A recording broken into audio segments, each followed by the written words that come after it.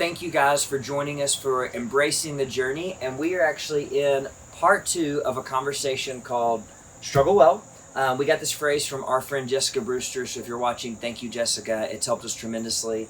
And last week, I talked a lot about some ways that I try to struggle well based on how I'm wired. And this week, Whitney gets to share. So, take it away. How do you struggle well? Okay, yeah, I think the first thing for me is being in the Word. Mm-hmm. If I can identify that I'm struggling and sense that there's something off, I'm just not,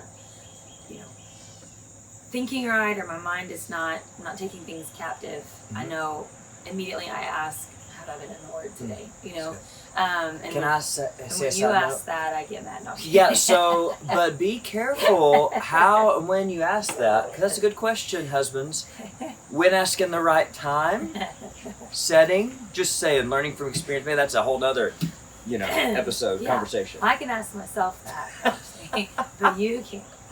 I just, so identifying that, Mm-hmm. but to me it's starting in the Word. Sometimes it doesn't fix everything, but it definitely helps me in the struggle. So, for instance, just last week I had a hard week, and I made it a point to get in the Word every day, just even though I might have not felt like it or didn't have the time. It was like I knew I needed to do that. So, good. Getting in the Word, I've been reading through Joshua, and kind of in the earlier chapters I'm in, and there's a lot of God's commands. And anyway, when I'm reading it and seeing like battles and death, it's hard, that's sad, and there's a lot of death, but also what God has reminded me is of His character. And so I've been able to carry that with me through the day of just knowing, okay, what is God's character? I might not be seeing it right here, but I need to trust who God is and what I know of Him in my life, So that's the first thing. I love that. And if it's okay, I want to emphasize something. Yeah. You said it may not fix everything, but it definitely helps. I may not have exactly quoted you, but that's huge. Right. And I think sometimes we look at the Bible as like this magic book. And it's like, if I can just get 15 minutes in, my world will be unicorns and sunshine. It's like, no. It's like, but without it, we're going to be incapable of struggling well. So it's not like everything gets better, but it's just that consistent time over and over again, opening ourselves up to Jesus. So it's really profound. It's a mindset shift, So good. I think it's always, when we're struggling, it can be a lot of inward things. Mm-hmm.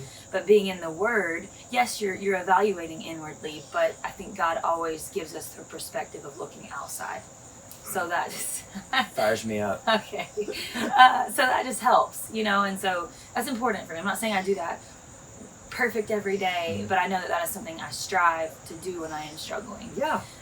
Another thing would be kind of more light-hearted, but it would be, some type of form of physical activity. Mm-hmm. I love to run or work out. One of the things is pickleball. Come on. So, if I can play pickleball through the week, something competitive, I have found, which you helped me identify that, yes. I have found that pickleball is just really good for the soul. Yes. It's good to be around people, but also it's just a competitive thing within myself, to just work for and get better at. And so it's very nice. I enjoy that. Well, and I think I'm wired the same way. I know not everyone watching this is competitive or cares about this, but I think for those of you who are, you get this. This is resonating in your soul.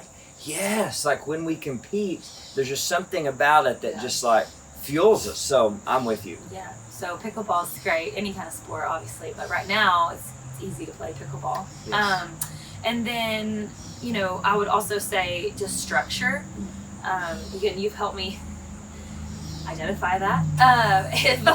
I'm just struggling, especially in this season. I think a lot of us have found our schedules are thrown off, or things are not going the way that we think that they're supposed to be. And so sometimes, at least I know my personality can just go back to just doing nothing, which is, I know, and then I'm in an unhealthy place because I like to accomplish things. I like to achieve things. And so when I'm throughout the day doing nothing in my terms, then I know that there's something wrong. That's good. And I might not be able to identify it right away, but if I can, creating structure, whether that's a list, It's a list of writing something down just because I accomplished it, you know, kind of the satisfaction of marking it off, or knowing, you know, just with the boys, because I do stay home primarily through the week, so just having a structure with the boys, I think helps me through my day.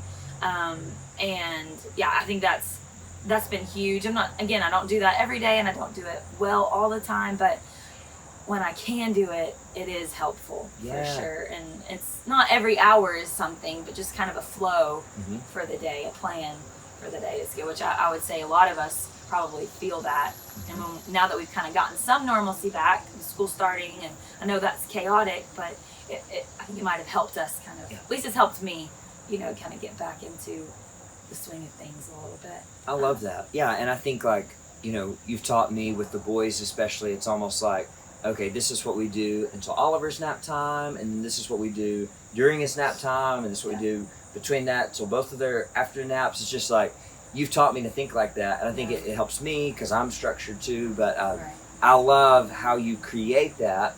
You don't wait for someone to create it for you, but you create it because you know that that's helpful for you. You do a great job of that. Well, and because that's my primary job of staying at home, it helps me be intentional with the boys. Whereas if I'm just like, I don't know what we're going to do today, or where you just don't really do anything, I find myself not having intentional time with them, you know? So I think that helps me as a person, knowing like, okay, from this amount of time, like I'm going to be invested in them, but then this time I get to do some housework or sit down and do the bills, or, you know, something like that. So it helps me be intentional. I love that. With who I'm around in the day. Another thing I would just say is being around people. And you kind of talked about this last week, but just like real, authentic conversations where you can just be you, which I think a lot of us hunger for that. And I definitely, that fuels me. It helps me to process. I do feel like I'm a verbal processor in some ways. So just to be able to even talk with you or someone that's close, of just like, what's going on? You know, why am I struggling with this? Or, you know, whatever it might be, and that it really helps to just sit with someone and just kind of be able to be just me. Yes.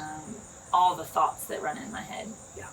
Because I think one of my struggles can be getting up in my head and not communicating about it. So then sometimes I might believe the lies of the enemy, or my own self's telling things that I'm not good enough, or I'm not doing, you know, a good job. And so if I can verbally get that out in some capacity, someone can speak truth into me, or they can say, yeah, actually, you need to fix this, you know, or something like that. And I think that really helps me. And I really respect self-awareness, and I think you demonstrated a very high level of that just then, because you said, I'm a verbal processor, but I get stuck in my head and stop talking, you know? And that to know that about yourself, I think shows a very high level of maturity and of learning about yourself, and I would agree. And I think, like, if you're listening to that and maybe you're going, that's my spouse, that's my roommate, that's my son, maybe you're a parent and you're going, I get it. Like, I think it's really important for us to recognize that about the people we love, and to keep asking questions, not badgering, but to not just give up. Because I know I could easily be like, oh, she's not going to say anything, I'm done, you know. But if I can gently, kindly keep asking you questions, and honestly, it's just like giving you space. Because I may ask a few things, and it may be a little bit later that you actually start talking about it. But you need that time to process. So I think over the years, especially with us, I've been able to just say, hey, I don't know. You know, or I don't know how to, I probably say this way too much, but like, I don't know how to articulate what I'm feeling or what I'm thinking. And so you kind of know to like either probe and ask some questions that help me direct to it, or you're like, okay, she just needs some time. You know, so I think that's really helpful, because I think for those that might struggle being able to speak and process, it's good to identify that you might not be able to articulate it right, but just start. Just try, you know, getting it out. And that kind of leads me to another thing that I would say I'm not the best at, and I don't do it regularly, but I do love to blog. And I feel the pressure sometimes when I'm getting inside my head of saying, you're not a good writer, you know, your grammar's not the great, and so I can shy away from it. but when I actually sit down and do it, there is a sense of just healing for me. And really so good. yesterday I was able to do that. Yesterday was my dad's anniversary of his death, and I just thought, you know what, I really would just like to get something out. I don't know, I have some ideas, but if I can just get something out, then we'll see if it's worth posting or if I need to or whatever. And it was really good. I was really sad that morning, and then being able to write that yesterday, kind of mid-morning, it just helped me process. Yeah. And so I was struggling yesterday, but to just get something out where I can show you, or Yes. have everybody, other people read it, and hopefully something, it helps them. To me, that is struggling well. Yes. I've always said in my life that if what I am going through can benefit someone else, then it was worth the struggle. And so I guess in those ways, I always look for, not all the time, but I try, if I'm struggling, okay, God, how is this going to help someone else? Because I just feel like we don't go through things in vain. We go through things to honor Him and to glorify Him. It's really good. If we can struggle well, we might not be able to communicate about the struggle in the moment, and hopefully we can at times, but on the end, on the end of it, how can we help other people through that? Yes. So that's just one thing with my story, with my dad committing suicide, and just the pain and the hurt in that. I've been able to help people, and that's always, it was a mind shift when I was 19, and that all kind of became outward of my life, I wanted to help people. Yes. And so in the struggle, that's what I've always kind of looked for, and sometimes it's just for you personally. Yeah. But. I think that's just so beautiful. And yes, I mean, the blog you wrote yesterday was amazing. And it even gave me like a tangible way to honor your dad by drinking a Starbucks, Right. Big challenge for me to do that. But there wasn't really any other coffee shops around either, so that's why I said Starbucks.